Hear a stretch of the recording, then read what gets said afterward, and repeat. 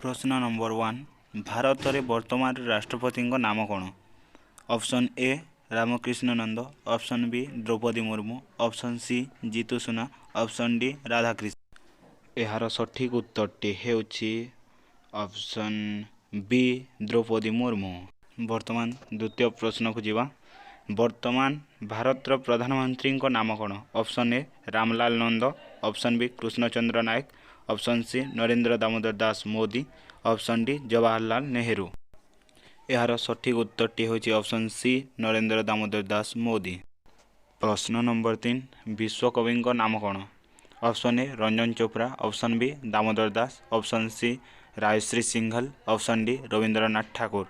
यार सठिक उत्तरटी होछि ऑप्शन डी रविंद्रनाथ ठाकुर। वर्तमान प्रश्न नंबर 4 ओडिया भाषा स्वभाव कवि नाम कौन। Option A Swami Vivekananda, option B Swami Paramananda, option C Gangadhar Meher. यही प्रश्नर उत्तर मुझे वीडियो शेष में कहबी, कारण यही प्रश्न रे केवल 3टी ऑप्शन रही एवं आपण माने फोटोचित्र देखि मध्य उत्तर दे पारे, किंतु फोटोचित्र देखिकी उत्तर देवा को चेष्टा करंतु नहीं। आपण माने फोटो देखिकी मने रखी पारे बोली मु फोटो गुडा को एथिरे ऐड करूछि। ए छोटो वीडियोटे बनाया पाए मते बहुत कष्ट लगुच, किंतु आपण मानक पई मु बनाउछि। सेति पई आपण माने प्लीज दया करी लाइक एंड सब्सक्राइब करंतु।